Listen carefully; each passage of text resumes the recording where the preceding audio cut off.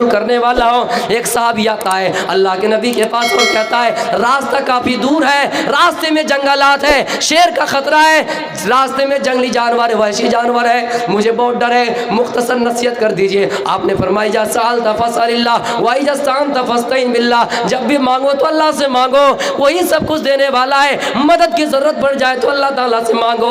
रास्ते में कोई जय श्री राम का नारा लगाए तो ना लगाना, कोई अगर किसी चीज़ पर स्थान पर किसी चीज़ को चढ़ाने के लिए कहे तो ना चढ़ाना। मेरे प्यारे साथियों, इसी चीज़ को तो आगे कहा गया वसुर दया माना, वो अल्लाह तमाम इंसानों के गुनाह को बख्शने वाला है, वो गफूर रहीम। इसी चीज़ को तो तस्बीह दिया गया, अल्लाह की सिफात को गफूर रहीम है। और ये कहा गया कि रब्बना ज़लमना अनफुसना व इल्लम तगफिर लना व तरहमना लनकूनन्ना मिनल खासिरीन। अल्लाहुम्मा इन्नी ज़लमतु नफ्सी ज़ुल्मन कसीरन व ला यगफिरु ज़ुनूबा इल्ला अंत फ़ग़फिर ली मग़फ़िरतन वरहमनी इन्नका अंतल गफूरुर रहीम। ऐ अल्लाह, हमने अपने नफ्स पर जुल्म किया है, माफ़ करने वाला तू ही है। दुनिया के अंदर कोई इंसान किसी को माफ़ करने वाला नहीं है। हम मालिक है, हमारे के गुलाम है। उस गुलाम को हमने 100 रुपया दिया, जाओ बाजार जाओ कुछ सामान खरीद कर लेके आओ। वो बाजार गया, वो 100 रुपया का वो 100 रुपया उनके पास गुम हो गया, वो 100 रुपया वो अपने जुए में हार गए। मेरे प्यारे साथ, हमने उसको माफ़ कर दिया। फिर दूसरी मरतबा गए, उनका कोई सामान, कोई पैसा डाकू ने लुटेरों ने लूट लिया,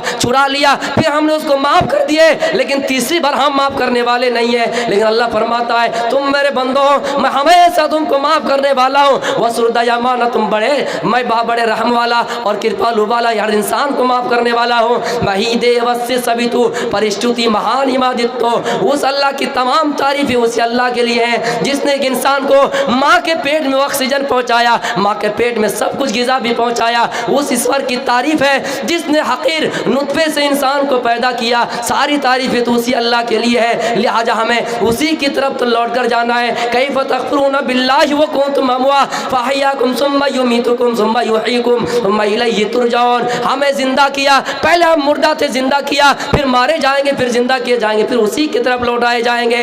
इसलिए मुसलमानों, ये मंत्र यही चीज़ कहता है और कुरान की आयत ये कहती है कि आखिर में इन तमाम चीज़ों को बताने के बाद इहदिनस सिरातल मुस्तकीम, आय अल्लाह तू हमें सीधे रास्ते की तरफ चला जिन रास्ते पर तूने इनाम किया। अग्नि नया सुपथर आसमा विश्वानी दे बयोना ने बेउदान, वो ईश्वर तू हमें सीधे रास्ते की तरफ चला।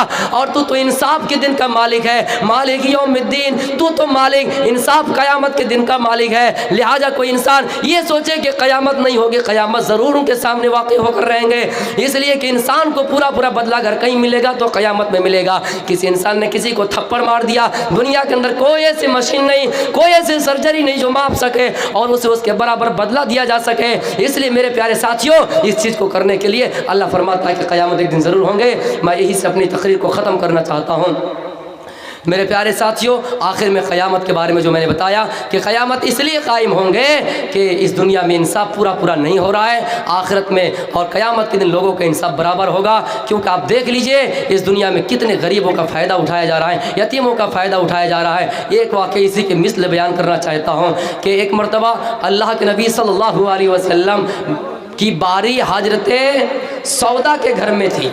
आप सौदा के घर में थे और इतने में आयशा कुछ हलवा पका कर लेके आ गई और आप आयशा ने कहा अल्लाह के नबी आप उस हलवा को खा लीजिए, और सौदा से भी कहा क्या सौदा आप भी खा लीजिए। लेकिन सौदा को बड़ा गुस्सा आया, शौकन को बड़ा गुस्सा होता है। हमारी माँ बहन अगर किसी का शौकन हो तो मेरी बातों पर ना गुस्सा है, शौकन से बड़े गुस्सा होता है। सौदा के मन में गुस्सा आया और वो जलन पैदा हो गए और हाँ मेरे घर में अल्लाह के नबी की बारी और तुम हलवा लेकर आ गए, तो बड़ा गुस्सा आया। इतने में आयशा ने क्या किया, आयशा भी गुस्से वाली थी, आयशा ने थोड़ी सी हलवा उठाए और सौदा के मुंह पर मल दिया। सौदा ने कहा अल्लाह के नबी देख रहे हैं क्या किया। आयशा ने क्या किया, ये शिकायत अल्लाह के नबी को जब कर दिए, अल्लाह के नबी ने कहा जैसा कोई इंसान इस दुनिया में किसी के साथ करता है, इस्लाम उतना इजाज़त आपको भी देता है, उतनी ही इजाज़त आपको हासिल है कि आप उसकी मिसाल उसको भी उतनी हलवा दे दीजिए। तब फिर सौदा ने थोड़ी सी हलवा उठाए और आयशा के मुँह में मल दिए। नबी की बीवी है, ऐसा मजाक कभी होना चाहिए। मेरे प्यारे साथियों, इतने में उमर आ गए तो आपने जल्दी से कहा अरे मेरे बीवियों तुम अपने चेहरों से अपने रुखसारों से हलवा को पोंछ लीजिए। उसी तरह एक आदमी कहीं से आ रहा था, हलवा खाकर कहीं से आ रहा था, रास्ते में पुलिस चौकी में, पुलिस स्टेशन में पुलिस ने पकड़ा और उनके मुंह में हलवा लगा हुआ था। वो बेचारा कभी हलवा खाया ही नहीं था, हलवा लगा हुआ था। पुलिस को बड़ा शक हुआ कि यार ये कहीं शराब पी के तो नहीं आ रहा है। पुलिस ने कहा ए बोल क्या पी के आया, ए बोल क्या पी के आया। वो कह रहा यार भूल गए यार। वो कह रहा यार भूल गए, ये कैसी बात। वो कह रहा कि क्या खा के भूल गए। लेकिन रास्ते में याद करके हलवा खा के, हलवा खा के, हलवा खा के। लेकिन जब पुलिस ने उसके ऊपर गुस्सा इजहार किया तो उसको डांटा तो वो भूल गए। क्या पी के आए, बोल शराब पी के आए। नहीं नहीं शराब नहीं पी के, क्या पी के आए बोल।